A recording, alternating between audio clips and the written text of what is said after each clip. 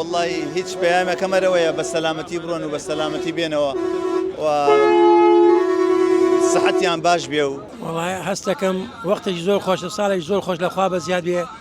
نەوە تقریبا 4 ساڵ 5 ساڵ تقدیم کرد لە 2018 لە 21 ناوم دەرچوو لە 22 3 4 لە 5 ئاگام لێ نەبوو ماڵیانەوە بێتن خۆیان تەلەڤیزیۆن بۆ کردن دیار کاکە ناوت بە حەزر چووە من ئاگام لە ناوەکەم لە بوام زانە دەنەچوە لەخوا بە زیاد بێ خۆم خێزانەکەم ناومان دەرچوو لەخوا بە زیاد بێ پێ خۆشحاڵم بەم ساڵە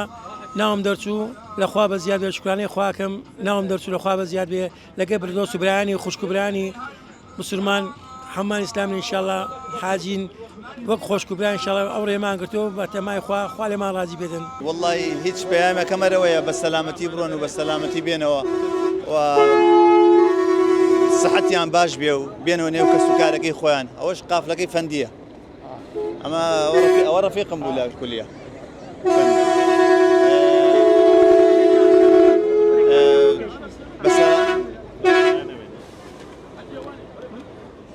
انشاءالله بە سەلامەتی بڕۆن و بە سەلامەتی بێنەوە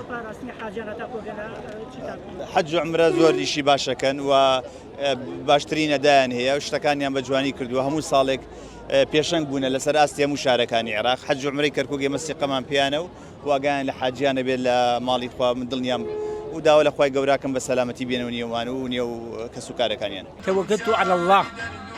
کاکە من 12 ساڵ لەگە خێزانەکەم ئەینووسم ناومان دەرنەچوو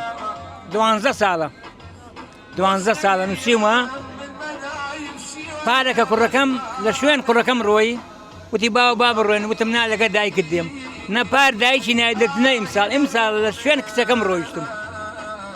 گەردیشمی ئازا کرد ئەوە ساوە لێ کچەکەش قەت عیبم نییە عمرم 73 ساڵە ئەوە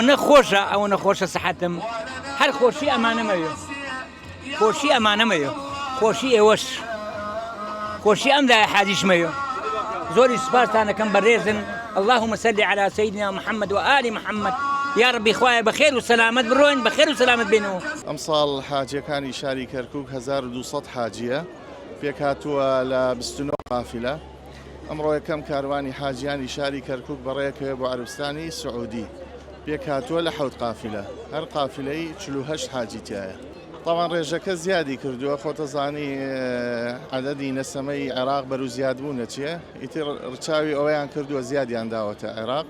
ئێمە پارەکە 1110 بووین